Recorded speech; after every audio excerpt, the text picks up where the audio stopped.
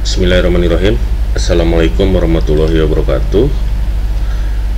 Saya akan membahas yang standar 32 akreditasi puskesmas ya.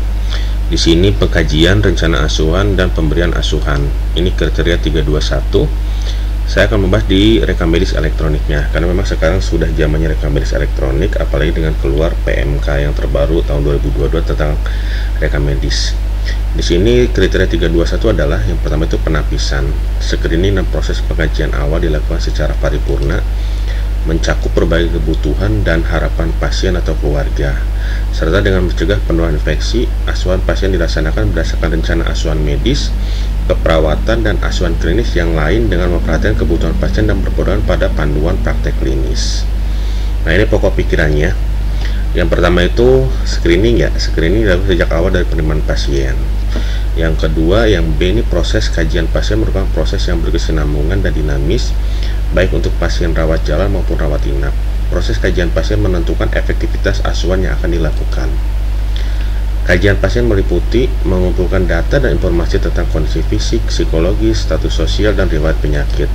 Untuk mendapatkan data dan informasi tersebut, dilakukan anamnesa data subjektif ya, anamnesa itu, serta pemberian fisik dan pemeriksaan penunjang. Ini nanti data objektif. Oke, analisis data dan informasi yang diperoleh yang dimaksud masalah, kondisi, dan diagnosa untuk mengidentifikasi kebutuhan pasien, asesmen atau analisis. Membuat rencana asuhan planning, berarti nanti ini ada S ya, subjektif, O, SOAP gitu ya, menyusun solusi untuk mengatasi masalah atau memenuhi kebutuhan pasien. Nah, lalu di sini pada saat pasien pertama kali terima dalam kajian awal, kemudian dalam kajian ulang secara berkesinambungan.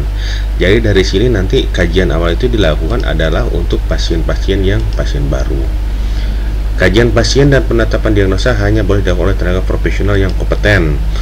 Berarti nanti dokter, perawat, bidan, farmasi, gizi isinya. Pada saat kajian awal perlu diperhatikan juga apakah pasien mengalami kesakitan atau nyeri. Jadi nanti di kajian awal itu harus ada asesmen kesakitan atau nyeri. Kajian awal dilakukan oleh tenaga medis, keperawatan bidan, dan tenaga dari disiplin lainnya. Oke ya, lanjut. Proses kajian tersebut dapat dilakukan secara individual atau jika diperlukan oleh tim kesehatan antar profesi yang terdiri atas dokter, dokter gigi, perawat bidan, dan tenaga kesehatan pemberi asuhan yang lain sesuai dengan kebutuhan pasien. Lalu yang selanjutnya, pasien mempunyai hak untuk mengambil keputusan terhadap asuhan yang akan diperoleh. Salah satu cara melibatkan pasien dalam pengambilan keputusan tentang pelayanan yang diterima adalah dengan cara memberikan informasi yang mengacu pada peraturan perundang-undangan. Jadi nanti pakai informed consent.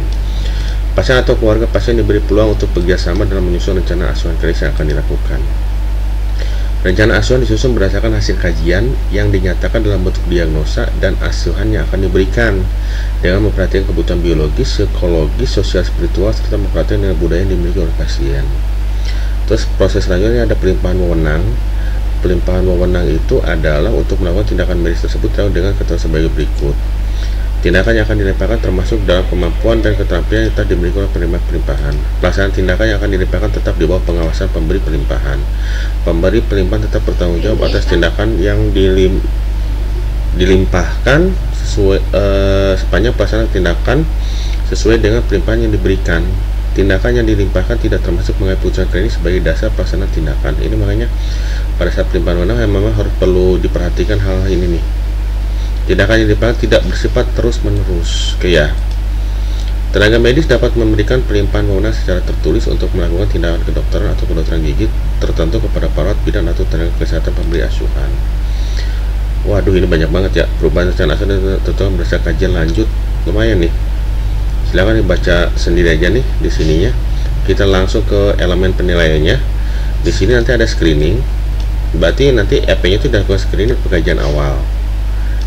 Ya, ini ada RDOS, berarti ada regulasi, dokumen, observasi, wawancara. Silahkan nanti dibuat aja regulasinya, berarti nanti ada SK ya, SK screening, SK pengkajian awal, SOP screening, SOP pengkajian awal. Observasi nanti bisa dilihat dari ini, dicatat dalam rekam medis. Nah, makanya nanti kalau pakai rekam medis elektronik berarti nanti dilihat dari rekam medis elektroniknya itu seperti apa. Terus nanti ini ada WW, itu wawancara. Dalam keadaan tertentu tidak tersedia tenaga medis dapat dilakukan pelimpahan wewenang. Oh ya, itu yang pelimpahan wewenang tadi ya. Oke, rencana asuhan dibuat berdasarkan hasil kajian awal, dilaksanakan, dipantau, serta direvisi berdasarkan hasil kajian lanjut sesuai dengan perubahan kebutuhan pasien. Nah, ini ya dilakukan asuhan pasien, asuhan kolaboratif sesuai rencana asuhan dan panduan praktek klinis ya. Ada penyuluhan, itu nanti di planning bisa ya. Nah, ini ya. Oke, ini info konsennya. Oke, bagaimana bentuknya di rekam medis elektronik?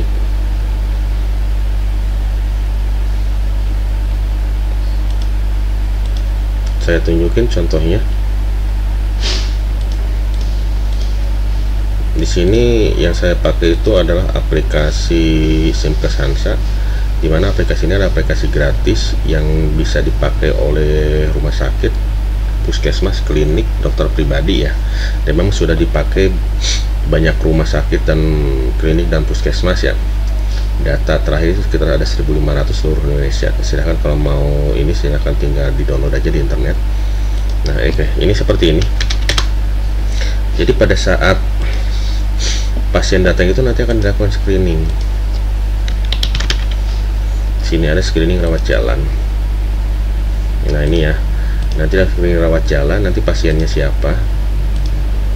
Tentunya nanti pasiennya kalau misalkan itu ya silahkan tulis ini dulu identitasnya. Kalau misalkan memang pasiennya lumayan parah gitu ya, terus nanti baru didaftarkan, baru diinput ke sini. Nah, ini nanti dinilai kesadarannya gimana, sadar penuh, tanpa pengantuk, gelisah, tidak sadar, terus skala nyerinya gimana, apakah tidak sakit, sedikit sakit, akan mengganggu, terus nyeri dada, napasnya gimana, apakah napas normal, tampak sesak, tidak bernapas, terus nyeri dadanya itu ada nyeri dada atau tidak, terus nyeri dada kiri tembus ke punggung ya, terus geriatri, terus nanti ini petugasnya siapa yang screening, terus nanti keputusannya apakah sesuai antrian atau sesuai IGD. Misalnya pasiennya ini kondisinya stabil ya, berarti ini sesuai antrian. Oke ya, ini masuk ke sini. Nah, terus nanti kan pasiennya itu kan didaftarkan ya. Pasiennya kalau sesuai antrian berarti dia didaftarkan ke, misalkan dia ke poli ya, ini poli umum lah, katakan berobat ke puskesmas. Nah, dari sini nanti ini pasien baru, misalnya ini pasien baru, bisa dilakukan asesmen awal, penilaian awal keperawatan umum. Nah, ini nanti yang melakukan itu perawat. Di sini nanti data-datanya itu sudah ada, ini keluhan utama, riwayat penyakit dahulu, riwayat penyakit keluarga, pita rasain, ada status nutrisi, ada fungsional, riwayat psikososial, penilaian risiko jatuh, status gizi, penilaian tingkat nyeri, dan ini dia masalah keperawatannya, dia masalah keperawatan, dan dia nanti ada rencana keperawatan. Oke ya, itu untuk perawatnya. Kalau untuk dokternya itu nanti di sini di asesmen awal medis umum. Nah, ini silahkan diisi. Oke, seperti ini. Oke ya. Terus apabila misalkan memang pasiennya itu pasien lama, berarti bukan karena bagian awal, tapi nanti masuknya ke swab. Nah, nanti di sini nih isinya. Nah, nanti keluhannya ya, riwayat penyakit objektif, assessment, terus nanti plannya apa, terus instruksinya apa. Oke ya.